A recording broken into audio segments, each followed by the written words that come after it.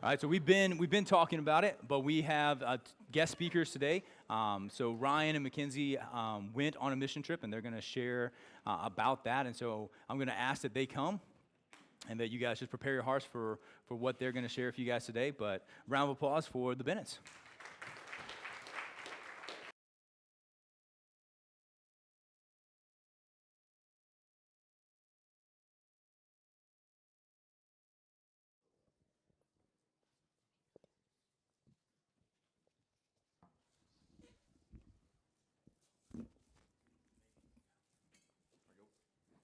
Testing.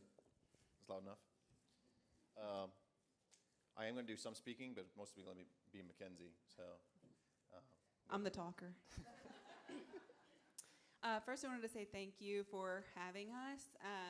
We were supposed to originally come in January, and there was ice, and then we were supposed to come later, and we were sick, and here we are a little bit later. But our mission trip actually took place in November. And I want to say God always has a plan, because if we would have came in January, we would not have had the time to reflect that we've had. As we were putting together our presentation, we were just like, wow, God has revealed so much more to us in that time. So we're thankful that God knows what he's doing.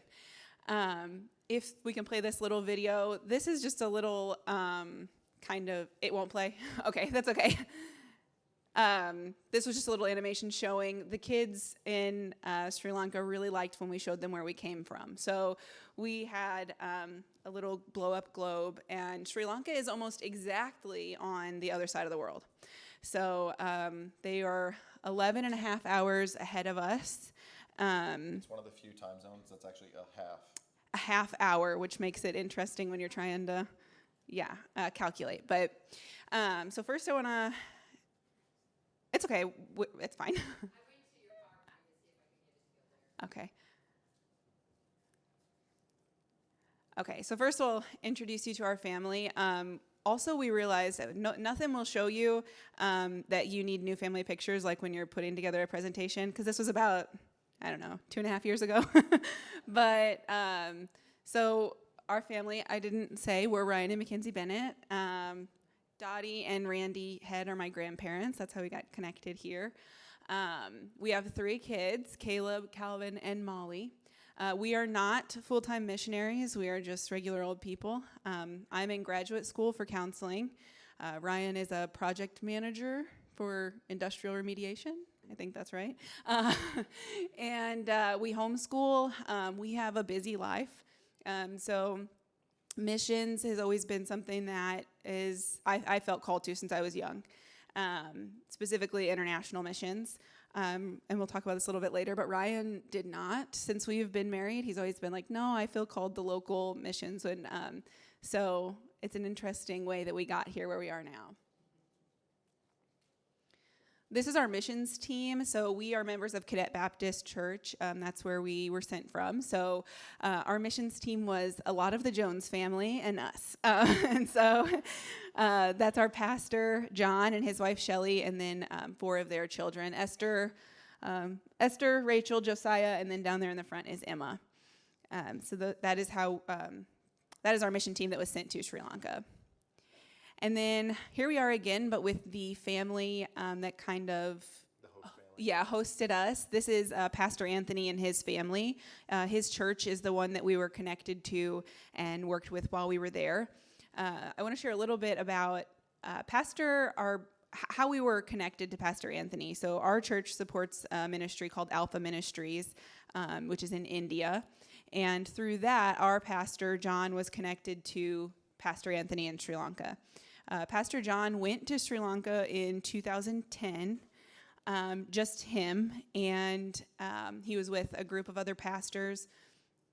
And he tells this story a lot better than me, but when he was there, he said he just felt this real connection to Sri Lanka, and he was praying that he thought maybe God was calling him to move there with his family. And so he was praying about it, and he said God just made it very clear to him that he wasn't supposed to move there, but that he would come back one day with his church.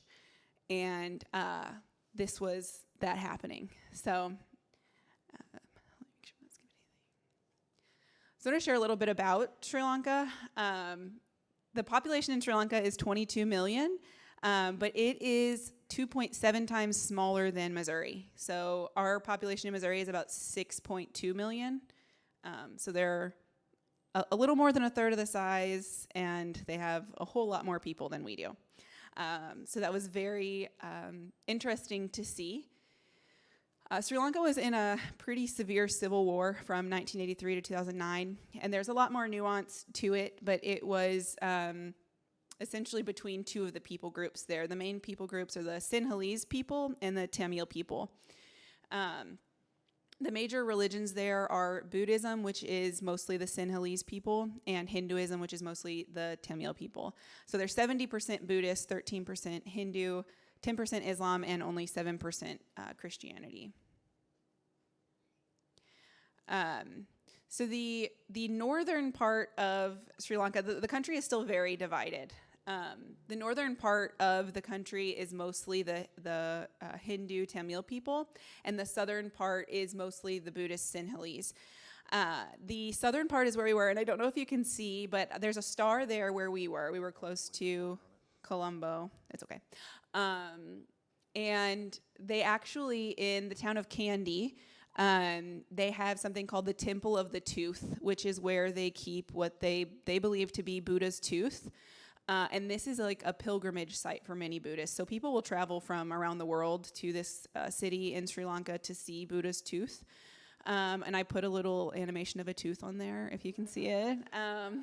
That's where it's at. So we were in that southern region. We were fairly close. We didn't visit Kandy when we were there this time, but our pastor did visit when he was there in 2010.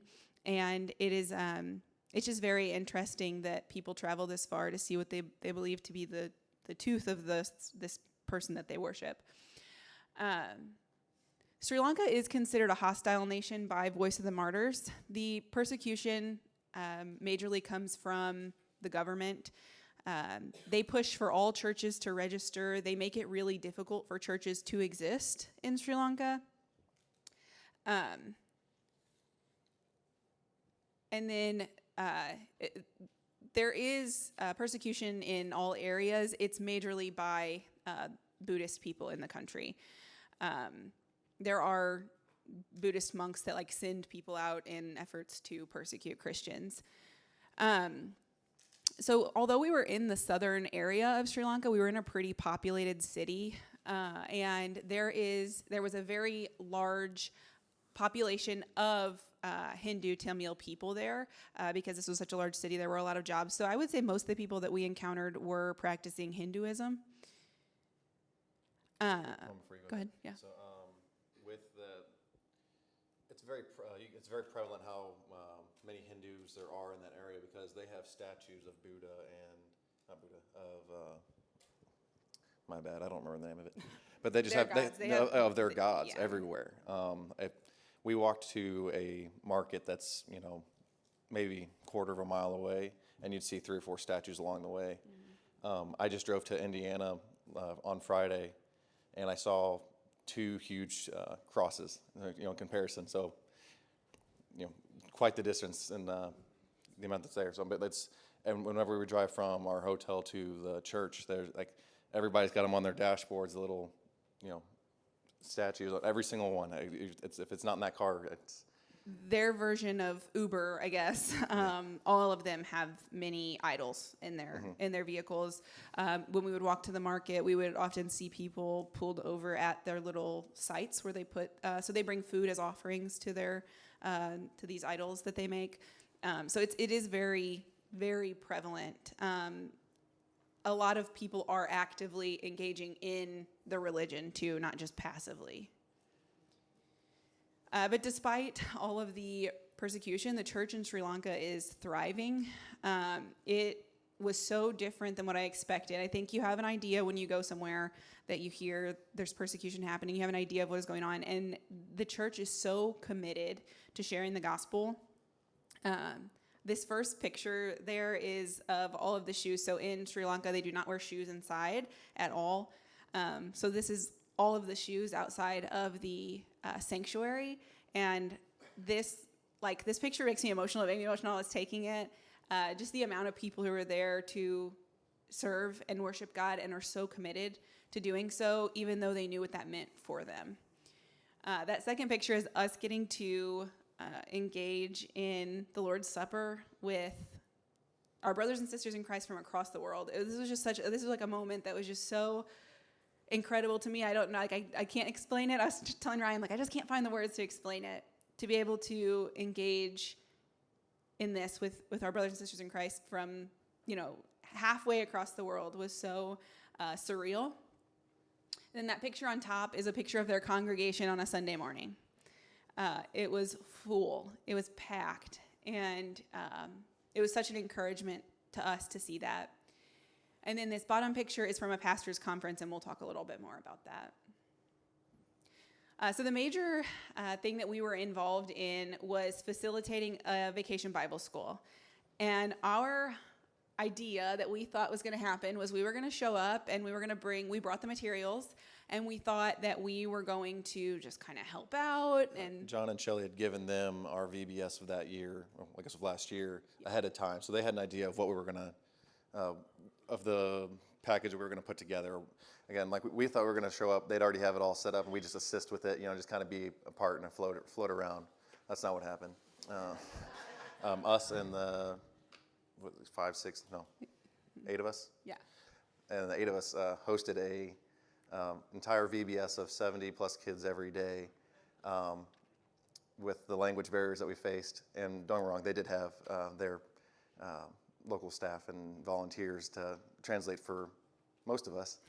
But yeah, it was quite the shock to go from, okay, they're already ready, we're just gonna plug in, to, no, actually, yeah, Mackenzie and Shelley are gonna go for the next 2 hours and map out in detail the whole schedule.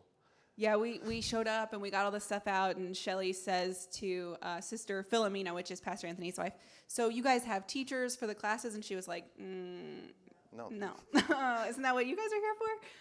So yeah, we very quickly figured out, and if you guys do VBS or involved in that, you know how much work goes into that. God was very gracious to allow us to put it together very quickly, and this is something I was going to talk about later, but just, it didn't seem, we were scheduling, and it was like, there's no way there's enough time in the day for all of this. There's no way we can get this done. And every single day, everything got done, and God made it work, and it was just an incredible time. But this is a picture of the night before we started VBS. You can see all those decorations there. The people of the church, they had sent us a message before we left to come there, saying that the week prior to us coming, their members of their church had been staying until 11 o'clock at night preparing the church because they were so excited to be able to host the children of their community. It was incredible. They have some of the most dedicated servants in their church. And this group was some of them that were still there that night when we went to pray over it. And they were able to pray with us. And some of them knew they wouldn't be able to be there during VBS, but they committed all their time beforehand. It was a very encouraging way to start VBS. Did you have any more pictures of the, or did you have to? No, I had to, yeah. Okay, so back up one slide. So, I'm no, going the other forward. way. Sorry. There you go. She did have a slide of like all that stuff more pictured, detailed and up close, but it had to get cut. Those vines aren't like, those are all hand woven ropes that they made that there. Staple all of those leaves onto it.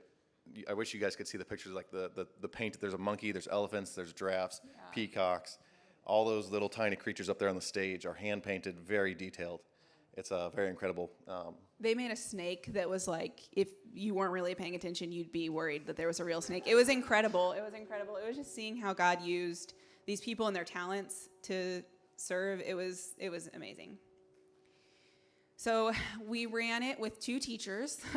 Shelley taught our our pre-K through 3rd grade. It was split into 2.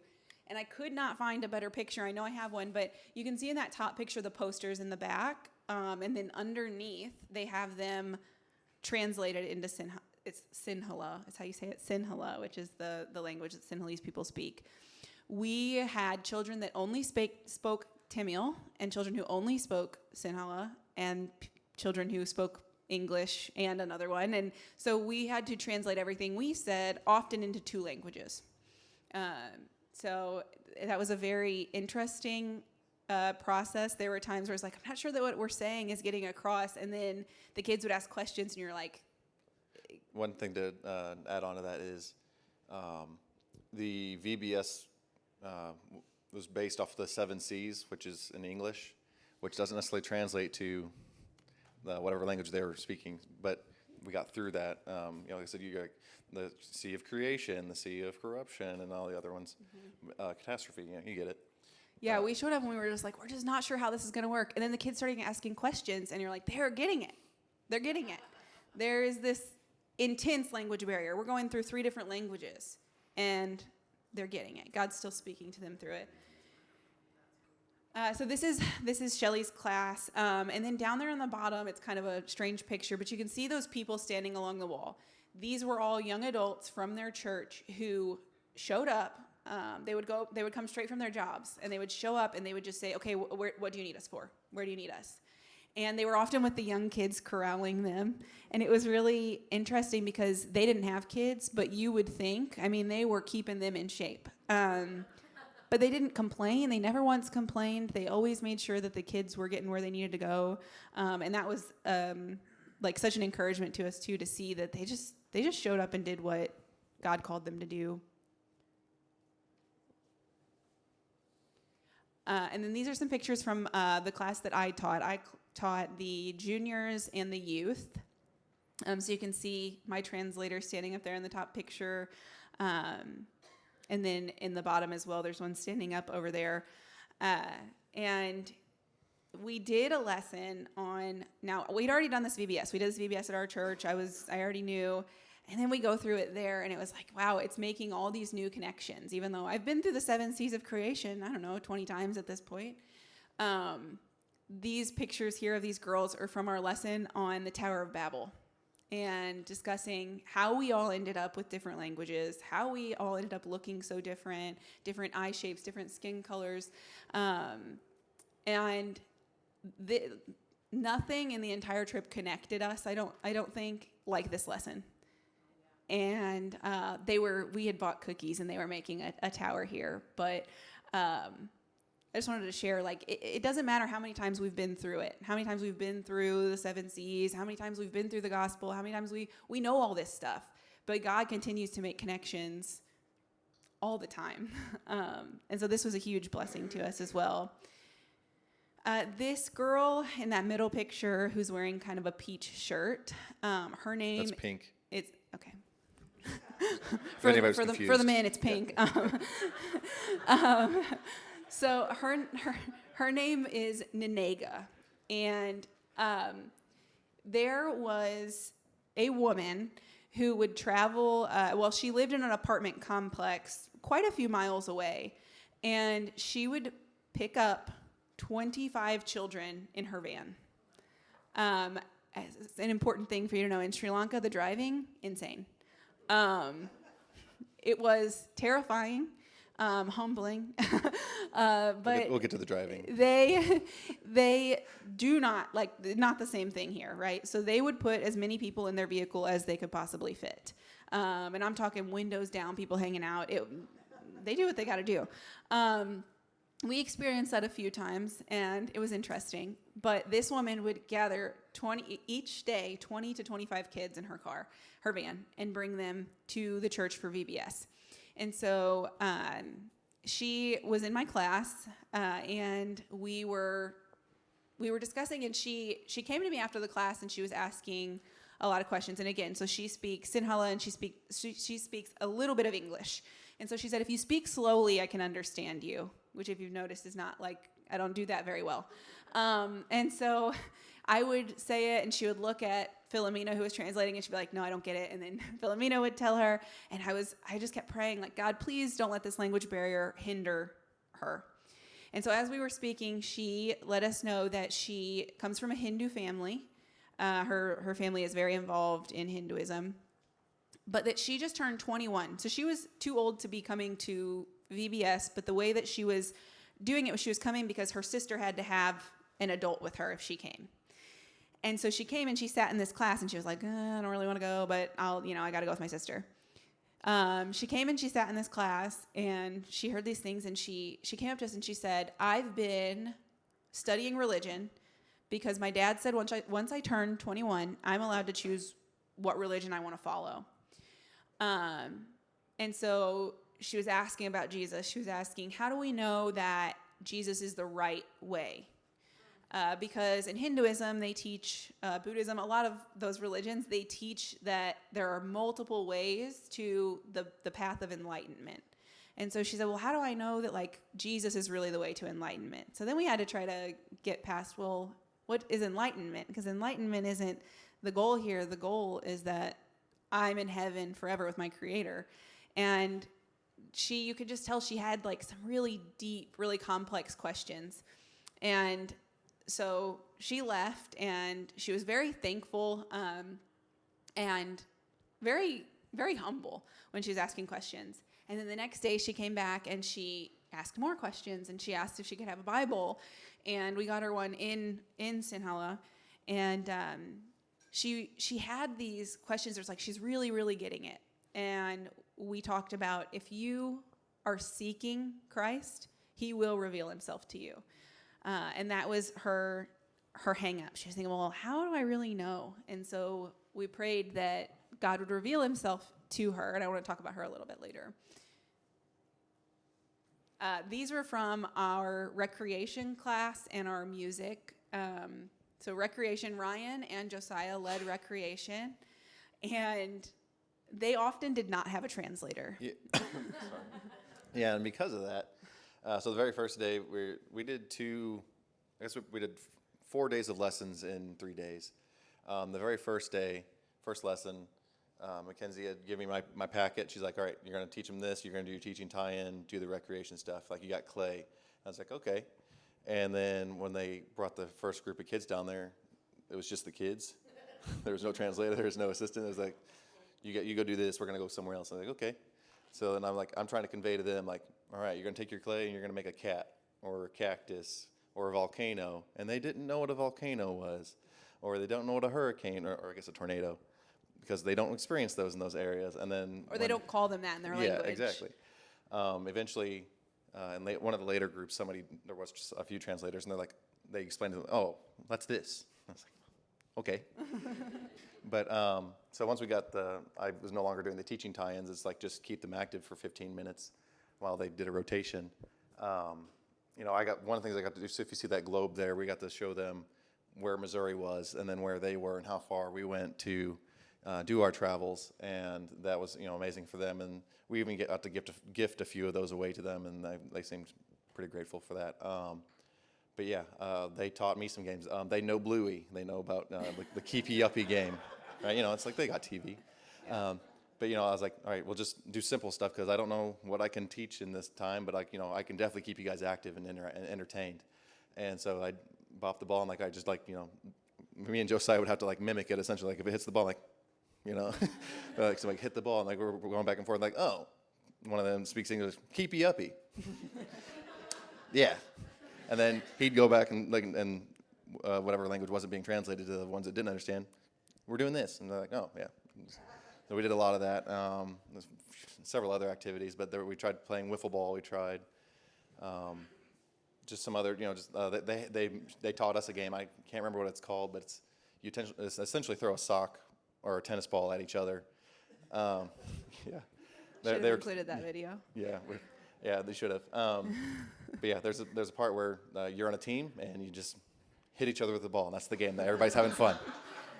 I assume that's not a game, and they were just hitting him with the ball. Yeah, there was a time where it was all kids versus me and Josiah, and they took turns collecting the ball because they were faster, and for whatever reason, there was just being two of us, we couldn't get the ball. But yeah, they took turns pelting us with that. So this was something where at first it was okay, this is just keeping them busy until it's their turn to go to the next thing. And by the end of our time with VBS, we realized that this was such a time of connection, despite the language barrier. They were so connected to Ryan and Josiah, and it just helped them to I think, really absorb the rest of it. This wasn't just like God uses everything. This wasn't just a time to keep them busy. Right. He was even using this, even though they couldn't understand each other, they were still having this connection, and it was really incredible to see. Yeah, like despite the language barrier, still being able to, interact with each other. And, like Nut said, some of them did speak English, so we did have conversations, and I can't see if there's a little boy standing in front of Josiah there, but we made a connection there where on our last day, he said, I eventually tried to understand him. He had stopped at a market and got this little piece of like candy. It was literally that big. And he's like, "Here, have some." And I was like, "Where'd you get this?" He goes, I'm questioning, like, I don't, where'd you find this? He goes, I bought it from a store, like, he wrapped it. And I was like, "Okay, what is it?" And it didn't translate. So I was like, I tried it, and it tastes like candle wax. I was like, it's not that bad. But, it's just crazy to me that, So somebody ended up translating that for us and telling us what it was. This little boy took this little amount of money he had. This is a very, very poor, very, very poor community. This little bit of money he had, and he went to like the market and bought this little piece of candy, and to share with us. He bought it and brought it so that he could share it with us and share part of his culture, his favorite things with us. So it was, I'm getting emotional thinking about that. And then this is also a video, but it probably won't play. This, if you know the VBS dances, I wish I could have done, I could have shown you guys a before and after. The first day of VBS, the kids were like looking at us like we're crazy. Like, I am not doing all that. And by the end, even the oldest kids, the 16, 17, 18 even the translators, the translators, the adults are like jumping up and down, screaming the songs.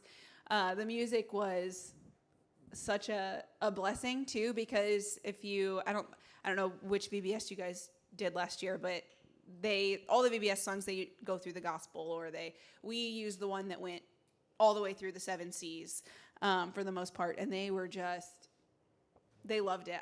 This video, like, I'm obviously emotional, but this video, every time I watch it, I'm like crying. I'm like, I miss them so much. It was so probably posted incredible. on our Facebook, or the Cadet Baptist Facebook somewhere. So if it's not, I'll make sure it is. So.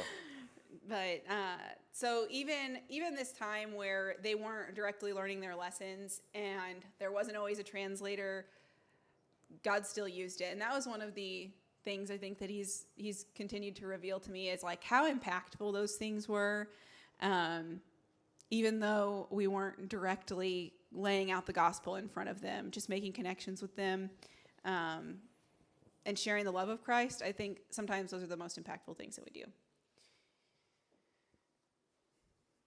And then every day we started and ended VBS with a large group. Like Ryan said, there was always 60 to 75 children every single night. And the church made sure to feed them, because this is a poor part of the community. So we might have, 5 hours we had one long day of VBS, and then we had 2 shorter days, and we were trying to get in lessons and activities and our large group presentation. And I was like, how are we going to do this? We're corralling 75 kids, and it always worked. And every time Pastor John was able to reiterate, Jesus is the only way to salvation, because a lot of these people are, like I said, they're either actively involved in Hinduism or Buddhism, but they're also just taught in general, you can get to heaven no matter what. You can get to enlightenment no matter what, as long as you do these things. And so we were talking about how sometimes it feels easier to share the gospel and make it make sense to people who don't have any idea already in mind, or even they just say, well, I don't believe it at all. But for people who believe that anything can get you to heaven, it's harder to get through. We had a driver through the week who was Hindu, and we were able to share some with him. Our pastor mostly was speaking with him, and he was asking, if he knows Jesus, and he said, yeah, I know who that is, and I'm Hindu, but we believe the same thing. We believe the same thing. If you're a good person, if you're this, if you're that. And so we shared, no, that's not what is the truth. The truth is that God sent his son, who was perfect and died for our sins on the cross so that we could be with him forever. And it's not the same thing as it's not the same thing as, well, if I'm a good person, good karma will come to me. It's not the same thing. And so we were also able to share a Bible with that driver, and he was so open and grateful for it. So that's another person that we're still praying for. This is a picture of the family day. All these parents came, and we were kind of not sure what to expect. And some of these are parents of the Christian children, but there were parents, Hindu parents and Buddhist parents who came to this. And so again, Pastor John was just really able to lay out the gospel to their parents as well.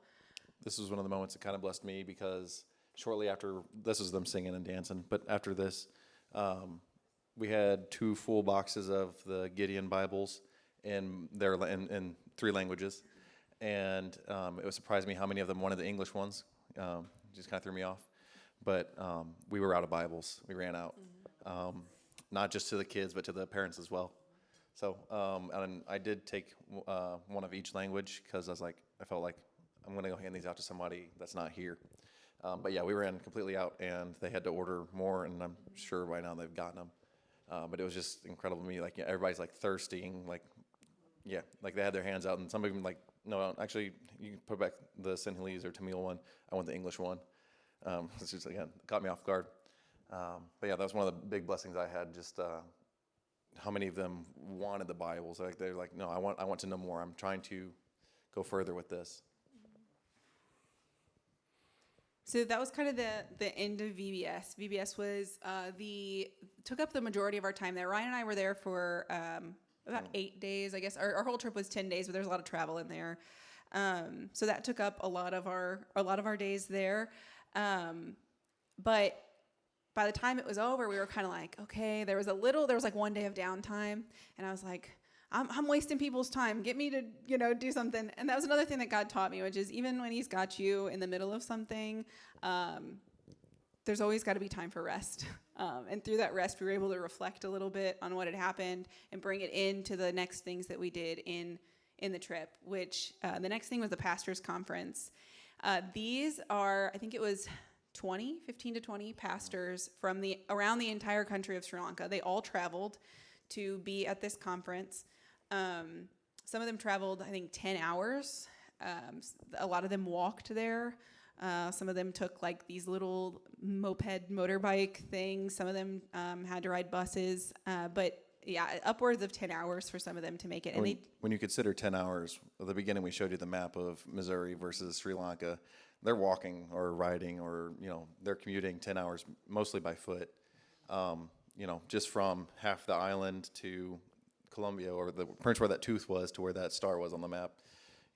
It's 4 hours from here to Branson.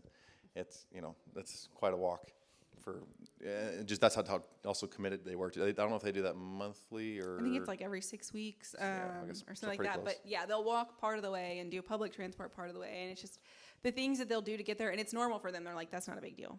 That's like, to them, it's just what you do.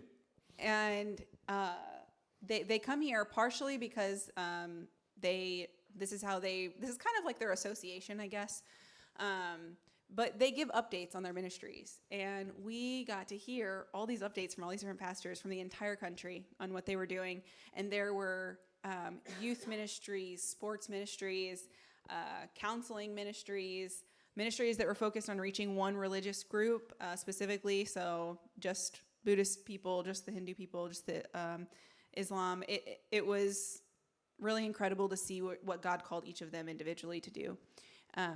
There were a few ministries that focused strictly on going into the most remote parts of Sri Lanka. So we were in the city, like the major city. But there are parts of Sri Lanka that are extremely, extremely remote. And so there are pastors who their calling is to strictly to go there. So this was a huge blessing to get to see all of the work that God's doing in Sri Lanka all around the country. But for me, one of the most impactful parts of the trip was a house prayer meeting that was not planned. They just during the day said, you know what, we're going to do it. And they came and picked us up, and they brought us to this house that was members of the church. They'd actually just got married earlier in the week. Pastor John did part of their ceremony. They invited us into their home, and this is what we would consider like the slums. These were like all the houses are connected, and you go down these like back alleys to get there. And like all the walls are pretty much like concrete plaster dirt type material, and then all the roofs are tin, and that's not sealed off tin. It's just, I don't know what their weather is like year round, but you think you'd lock in your AC or your heat. I never really saw any AC units, I'll be honest with you. Also, so about the time we were there, it was Thanksgiving time for us when we went, and so it's like 30 degrees here. It was 80 degrees there. We were sweating the whole way there. So we got acclimated to that and come back, and it's like yeah, freezing. Extra cold. But go on. But so we walk past all these houses, and we get to like they're kind of at the end of it, and we had this prayer meeting that was so impactful to see this many people. That there were some people here that spoke English. We had translators. A lot of them did not, and you cannot even see a quarter of the people that were there, all packed into this room. The other half of the room. Yeah, all packed into this room. They served us a meal. The Sri Lankan people are the most hospitable people I've ever met in my life.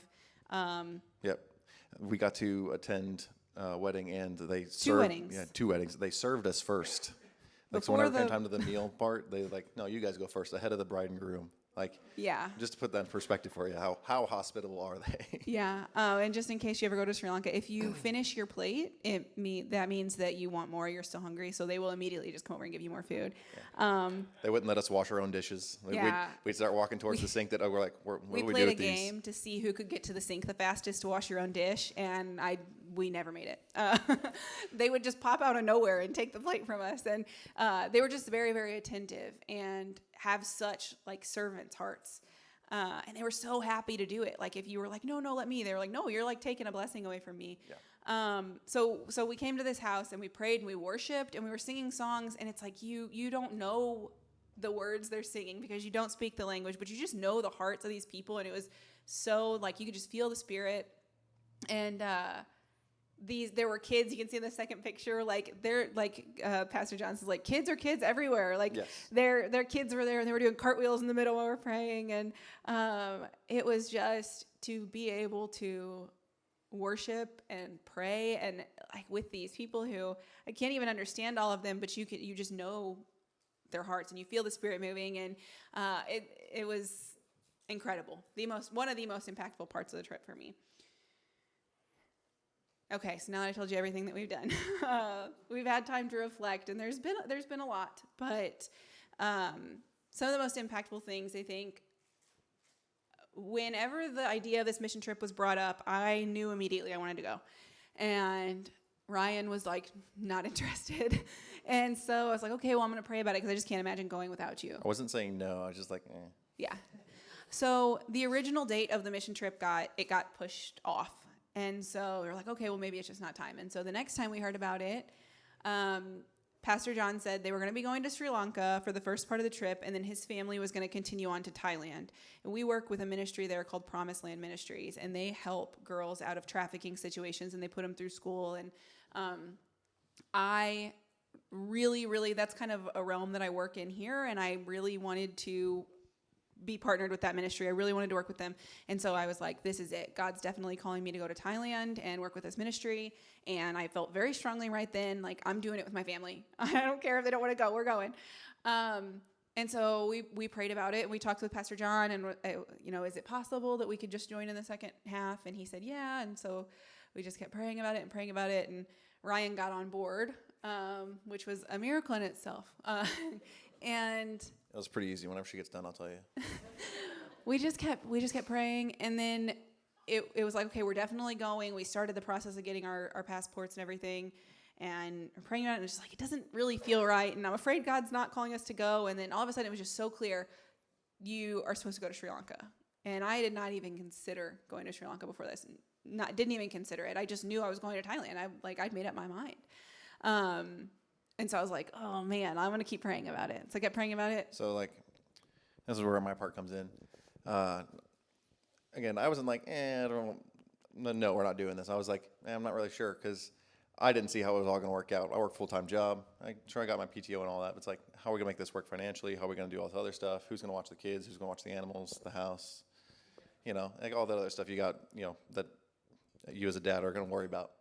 And, just as things went on, like Mackenzie's like, well, I've got everything lined out, and by her she meant God's got everything lined out, because it was such a miracle and a blessing for our kids and the animals and the house all in one. Sister-in-law, Mackenzie's sister, and her husband were able to stay in our house for the week. So ones that keeps our kids from being anxious with their parents being gone. And, they're able to take care of the house. That's secure. My kids is secure, and my animals are fed. So it's like all that's taken care of. I'm like, well, I had plenty of PTO, so that took care of itself. And then I was like, well, the financing part left, and that's where you guys came in and blessed us as well. But we had a lot of my family, her family, the churches around the area, just all poured into us, and God blessed us through that. It was amazing that the way He came through. I was like, well, I really have nothing else to worry about, I guess, because so why not? He's like, I guess God's made it pretty clear at this point. So when I was praying about it, I was like, I feel like we're supposed to go to Sri Lanka, and I brought it up to Ryan, and he's like, okay, okay, we'll pray about it. And we did. And I went to Brother John and I said, I think we're supposed to go to Sri Lanka. And he said, I do too. So I'm really glad you said that. And then he shared with me about God telling him he was going to come back to Sri Lanka with his church. And it was just everything. I'm an anxious person. And I had such peace about going. And my kids didn't miss us at all. They were like so excited to hang out with their aunt and uncle. It was just God is in every single detail, and His plan was so much better than mine and what I thought was going to happen. And He made a way through the entire thing. And you guys played a part in that, and we're very, very thankful. The second reflection we reflected on is just like, this is the thing we can't put words into. There's nothing like worshiping with brothers and sisters in Christ from across the world. Just knowing that, like, they're so committed, they're so faithful, they're so bold, and we have this in America. We have a very we're a Christian country, and so a lot of people proclaim Jesus, but a lot of people don't mean it. And there are people who think that they're saved because they come to church, and they think that they're saved because they do good things. And to see that proclaiming Jesus it takes everything from them. They are so committed. They are not going to do it unless they mean it. And to know what it means for them to do it, and they still do, and they still serve, and they serve like out of the abundance. I mean, it is incredible to see. And I know people here that are like that, but I also know that a lot of people say, well, yeah, I'm a Christian. You don't understand that in other countries, they would never proclaim that if they did not mean it. And I would urge you, if you don't mean it, don't proclaim it, because it means more than what we see it to mean here. It's like it means something so different to them. And I'm just leaving you with that. If know what you really believe, know that you are truly saved, and serve God. And then the next part is we're just overwhelmed with gratitude to think that God would send us, and we thought that we were serving them, and we thought that we were going to be a blessing to them, and that we came out of it more blessed than I could ever imagine. I can't explain it. Just overwhelmed with gratitude to God and to everyone who helped us to be able to experience that. It feels almost like guilt in a way, to be like, how did I get such a blessing out of this? And then that just God is in every detail, from the VBS working out to being there during the pastors' conference and getting to experience that was incredible. I just want to give you a few updates. I know we've kind of went over our time, but so Pastor Anthony has given us an update, and just recently, actually, that the members of his church that helped with VBS have just stepped up exponentially. They're going out, they're sharing the gospel, they're being more involved in the church. It was an encouragement to them to see us come, and it just lit a fire in them. And he said it's just incredible to see God working. In the past month, they've had 12 visitors at their church. Multiple of them have been saved, including a Muslim woman who's trying to figure all that out with, family. they're so on fire for the Lord. And it's such a blessing to see, because even among all that persecution, they are thriving and they're serving.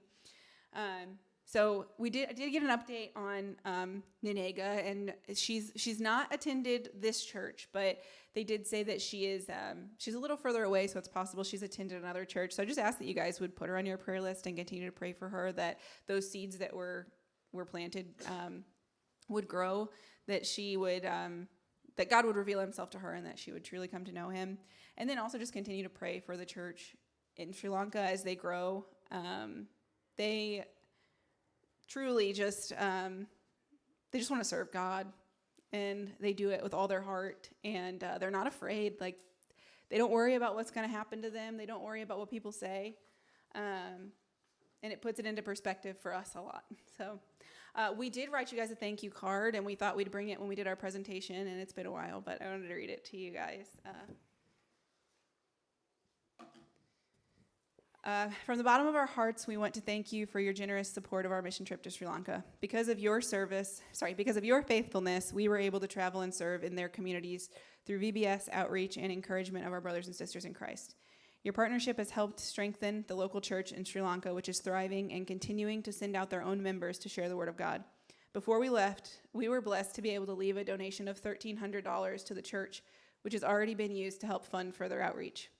We're so grateful for your prayers, support, and heart for missions. Thank you for allowing God to use you here in our community and in communities around the world.